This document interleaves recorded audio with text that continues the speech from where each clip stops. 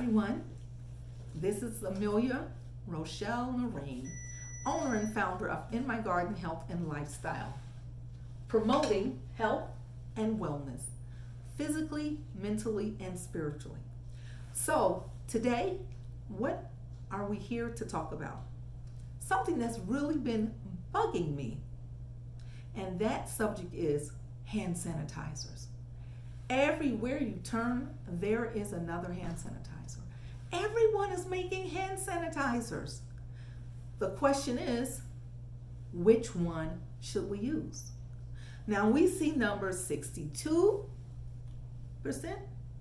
We see 70%. And we see alcohol that is 91%. And we see, which I don't have in front of me, 99%. Well, when we talk about hand sanitizers, we have two choices. Hand sanitizers can be made from two things. They are made from something called ethanol. Ethanol is a type of alcohol, and it's primarily made from corn. The companies in the US that are making ethanol have been previously distilleries. They were making alcohol. But with the COVID shortage, they were given permission by the FDA, and they were told they were asked actually to flip their distilleries to make hand sanitizer. Now, the products that they make are called ethanol. So when you get a hand sanitizer, I'd encourage you to look on the back and see what it is. This one here is active ingredient ethyl alcohol, ethanol, same thing. Now, there is something else that hand sanitizers can be made from, and that is isopropyl alcohol. This 91%, which I don't have, 99%, 70%. Well, all these different numbers, which one do we choose? Well, if you were to be making your own hand sanitizer, isn't more better? So if you start with 99% and you make your sanitizer, if you make it really strong, isn't that better? No. When we talk about isopropyl alcohol, it comes in, like I said, 99%. Higher the number, the drier the alcohol. What do you mean dry? It's a liquid. Well, what I mean by that is that when you open it and you pour it on something, it evaporates quickly. 99% alcohol, isopropyl alcohol, is used primarily in the electronic technical industry. They use that alcohol at that grade in order to clean the metal products or electronic products, and they're not worried about them corroding because there's not much water in it. Almost instantly it dries. So would that not be better to treat a virus or bacteria? Isn't higher more better? Not in this scenario. Why not? Well, I don't know if you've heard of the phrase called denatured. When we have high alcohol content, 99%, 91%, before we can use it for the medical purposes or the other purposes like antibacterial generally, we want to add water to it.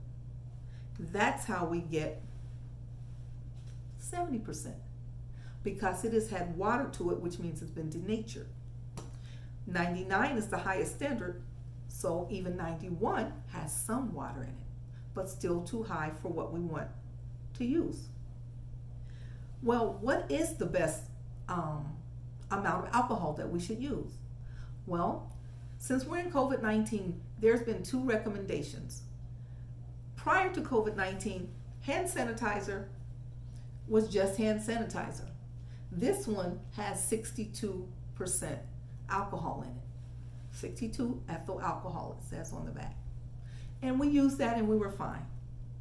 But according to the World Health Organization and CDC, the standard has been lifted to 75% isopropyl, like this one here, In My Garden makes, according to the World Health Organization's hand sanitation formulation. Or if it's ethyl alcohol, it has been recommended that you use 80%, not 60, not 70. If it's ethyl, it needs to be 80% alcohol. Well, why are they so specific if it's 75 or 80%? Because the object is that they're trying to kill the COVID virus, and that is the recommended strength. Well, what happens when we use the alcohol or hand sanitizers, and we use straight alcohol? Remember I said higher is drier? If you pour straight alcohol on your hands to clean it or spray it, it's too dry. When the alcohol touches the virus, it has to be able to penetrate to get to the inside of the virus to kill it. Remember I said higher is drier? Well, we need something like 75%. We need 75%, like in my garden health uses. 75% is the standard that has been made by the World Health Organization. Why 75? Because it has been denatured, so it has water in it. When it touches the virus, the water penetrates the virus and it pulls the alcohol immediately into the cell or inside of the virus and kills it. Dry, higher, drier cannot do that. So again, I'll repeat. Isopropyl-based alcohol hand sanitizers, 75%. If it's ethanol, you want 80%. Now, here's something new that came out today, or I read an article today. And what they talked about was there is now, according to the FDA, there is concern that the ethyl alcohol, which is the alcohol, the hand sanitizers being made by the distilleries, that they are concerned because there's allowance for so much byproduct, as it were, inside of the products that they're making. And what the FDA is now concerned about is how much byproduct is in that ethyl alcohol. It is carcinogenic. And because of that, they're trying to begin to backtrack and set standards for how much byproduct can be in ethyl alcohol. So, don't we have enough concerns, our food, exposures for cancer? So, we're using and we're being instructed to use hand sanitizers on a daily basis, multiple times a day. And now with isopropyl, you don't have that concern. You don't have the same concern for exposure for carcinogens as you do for ethyl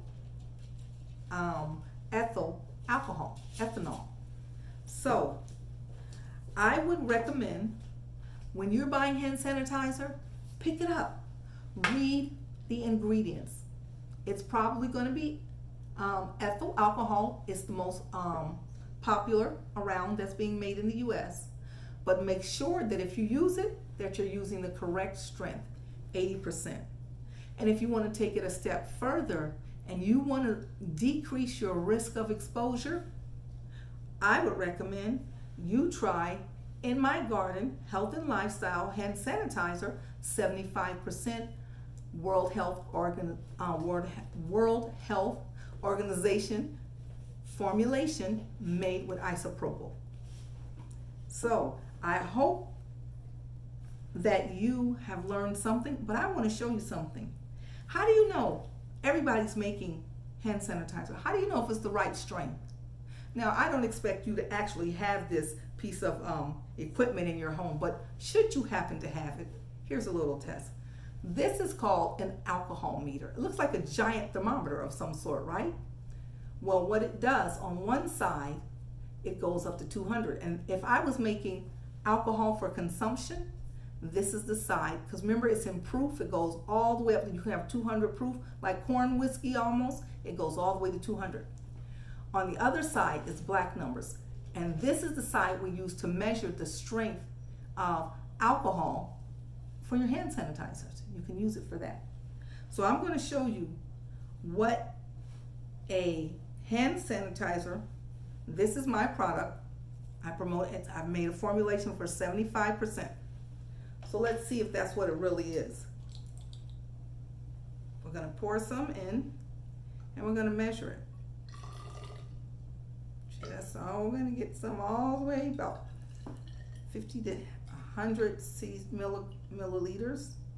And we're going to put our alcohol meter in. Let's see what happens. And what do you see? Where does it stop? Can you see that? Let's see if we can move this. Can you see that? It should be about right at 75%. That line is right at 75. This is the correct strength of this formulation. And if, like I said, if you had a device, you can check it. It should have already been checked for accuracy. But you never know. Everybody's pushing. But you can be sure of in my garden, health and lifestyle, we are accurate. Isopropyl, 75% according to the World Health Organization.